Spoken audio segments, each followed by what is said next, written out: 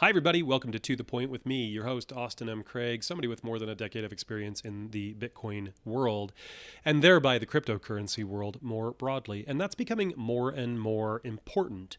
I talked about this a bit in my last live stream, and I'm going to be reiterating some of the same ideas today. I think there are a lot of people in the cryptocurrency world today who totally lack any kind of historical perspective on why cryptocurrency was invented. Cryptocurrency really got its start with Bitcoin. Now, I understand that there were predecessors to that. There were developments that were used by Satoshi Nakamoto in the creation of Bitcoin, in the creation of the Bitcoin white paper. I get that. Hashcash, notably by Adam Back, was invented well before Bitcoin. But Bitcoin is the start of the cryptocurrency world that we understand today. From its invention, others have developed and proliferated. And at first, they were just tinkering experiments, mild variations, slight variations on the theme. Litecoin to Bitcoin, right? Let's take Bitcoin's ideas, tweak a few of the variables, and get something that's more or less the same, but maybe a bit faster. That's Litecoin. Ethereum was something quite a bit different. It was going to be a world computer. It is now something quite a bit departed from where it started.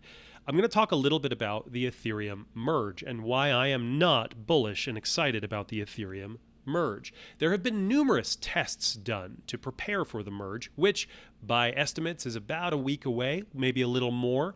Can always get delayed. In fact, this has already been delayed, 5 years, 6 years? It's been in talk for like 7. It's insane how long this has taken, but here we are on the cusp of the supposed merge, which has been planned and delayed and rebranded numerous times, spanning years. But here we are. What was I saying? ETH was going to be a world computer, right? Something that could be deployed to launch applications that could not be censored or shut down. Once you deploy them, they are live, they can't be turned off. That is not what Ethereum is today. It's not what Ethereum is steering toward. The more recent narrative around Ethereum is about ultrasound money. You've heard me talk about this if you've tuned into my channel before. Ultrasound money is a term coined by Justin Drake. Justin Drake, who is one of the lead developers at Ethereum on the project. I've met Justin before. I've talked with him. I've spent some time with him at Ethereum DevCon in 2017. This doesn't give me any kind of unique insight, but I relay this to let you know that I'm coming from a place of some history and firsthand knowledge. We were talking about sharding and upgrading the network in fall 2017 with Justin, right? It's been a few years since then. 5 years. Whew. But here we are. It's going to supposedly happen in a little over a week.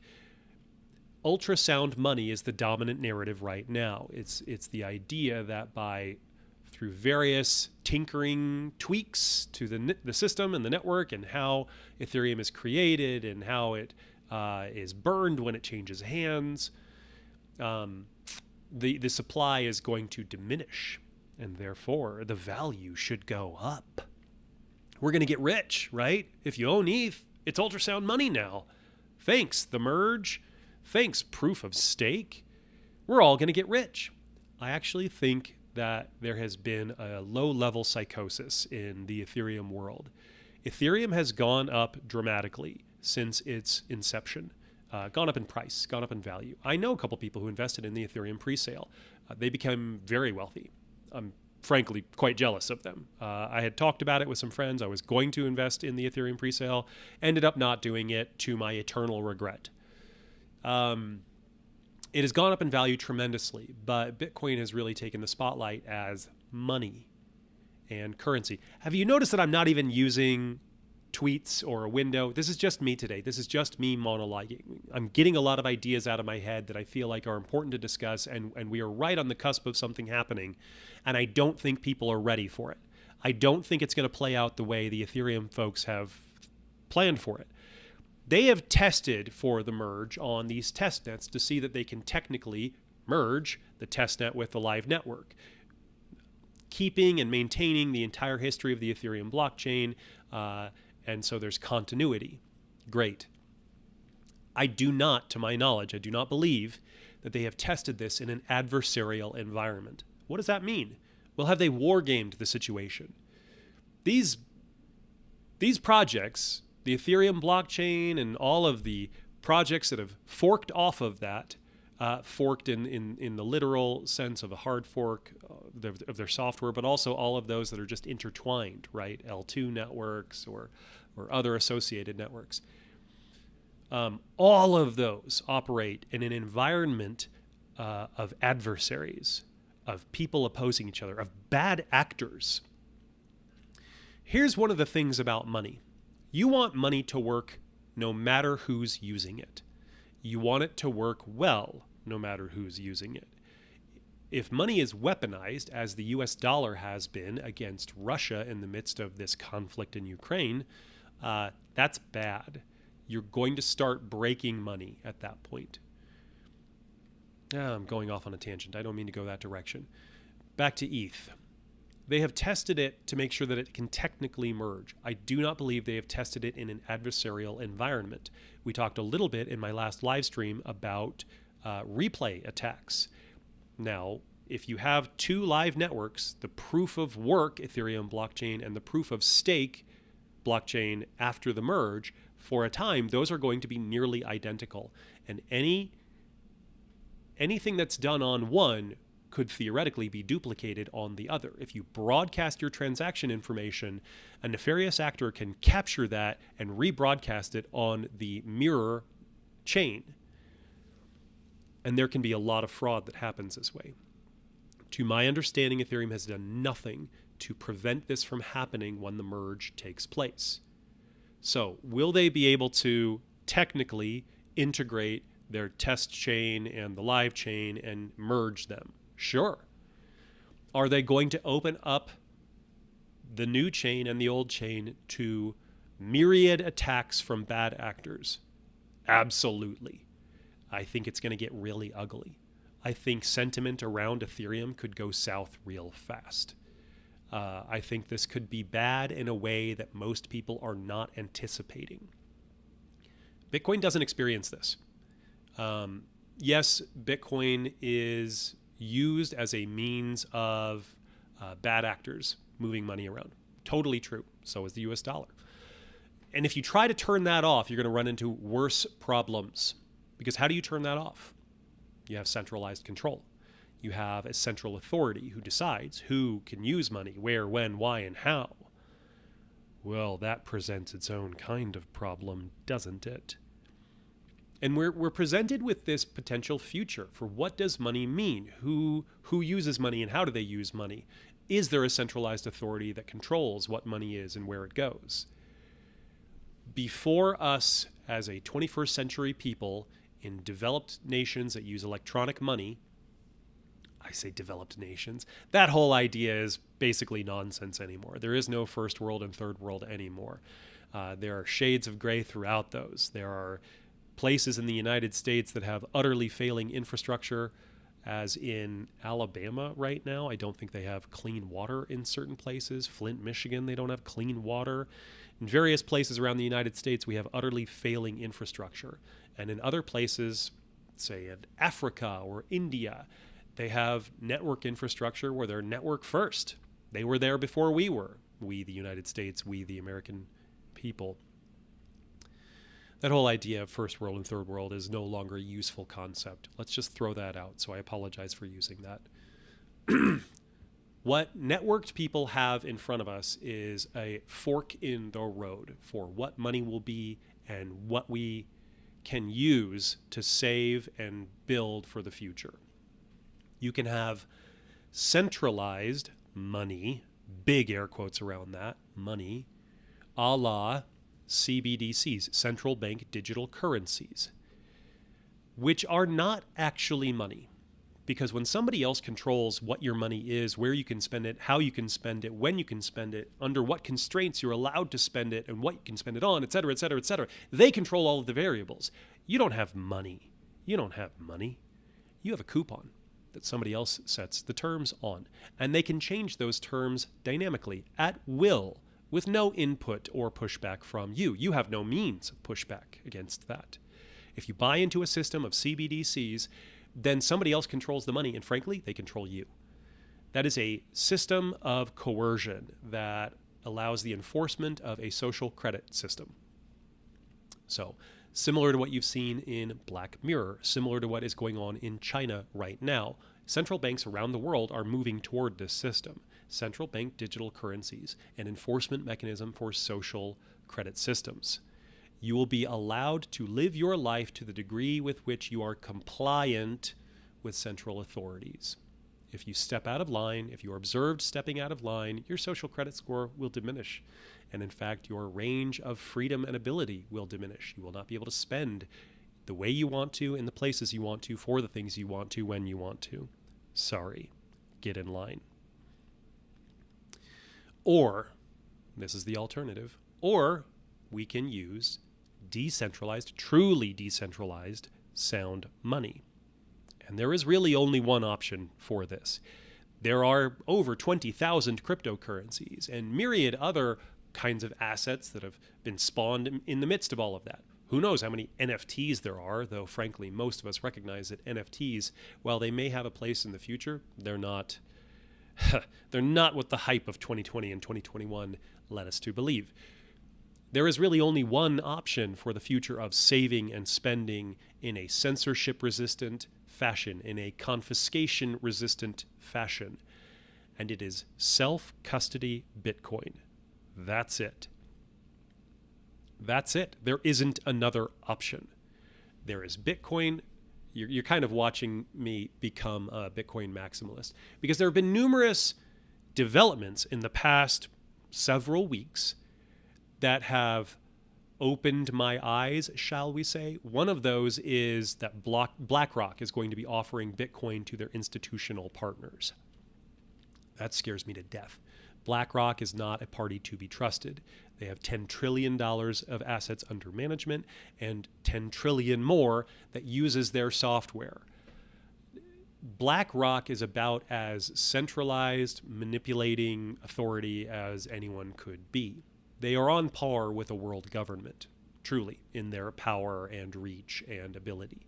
In fact, during the 2008 financial collapse and more recently in the 2020 flash crash and the disruptions amidst COVID, the Central Bank of the United States reached out to Larry Fink, the CEO of BlackRock, to help them out. These bodies work in collusion. The central powers work amongst each other to centralize their power. If Bitcoin gets centralized in the hands of BlackRock, then we have a problem. That can effectively break Bitcoin better than anything else I can think of. Ethereum seems to be willingly headed in that direction. Proof of stake is recreating the existing system that we have. It runs 24 hours a day on a decentralized network that anybody can tap into with an internet connection, so I guess that's cool, but the reason that Bitcoin was invented was not so that it could run 24 hours a day, 7 days a week, so the financial system could run 24 hours a day, 7 days a week. It was not so that you could have pump and dump schemes. It was not so that you could own JPEGs. It was so that there could be a money that was censorship resistant and confiscation resistant and did not rely on trust in a centralized, trusted third party. Because as it turns out, we don't really trust our third parties anymore. We needed something that was truly peer-to-peer. Peer-to-peer is not just a quality of a network, it is a behavior of the users. It's something that you and I have to actually do. We have to be the peers that operate amidst our peers, among our peers, between our peers. So if we take a peer-to-peer currency and we centralize it in third-party custody or centralized outside services, then it doesn't work as a peer-to-peer anything. Ethereum is formally moving in the direction of centralization, of third-party custody, of regulatory compliance. And I think most participants either are too new to realize that this is a problem, that this whole category was invented as a protest against those things, or they are hypnotized by the idea of number go up, ultrasound money, I'm going to get rich. Your money isn't money if other people control it. Your money is not money if it's a coupon. Your money is not money if it rests in somebody else's hands. If somebody like a central bank or a Coinbase or any other third party, or a Celsius or a Voyager or a Vald or a Three Arrows Capital, if any third party holds your money, it's not really your money, is it? Anyway, there's a philosophical difference here between the Bitcoiners and the Ethereans and everybody else. And I honestly think that everybody else beyond that, if you're a diehard Link Marine or something else like that, what you're really hoping for is a pump that will make you rich. There isn't really a philosophical underpinning on that other than I hope to make a lot of money. Bitcoin is the only one that begs the question, what is money? What makes money money? What is its moneyness? Why can I use some things for money and not others? What makes them tick? What makes them work? If you answer that question and you rigorously follow where the logic takes you, I think you will be dissuaded from being so enthusiastic about Ethereum. I'm not excited about the merge. I'm going to be moving all of my money off of any associated blockchains, projects.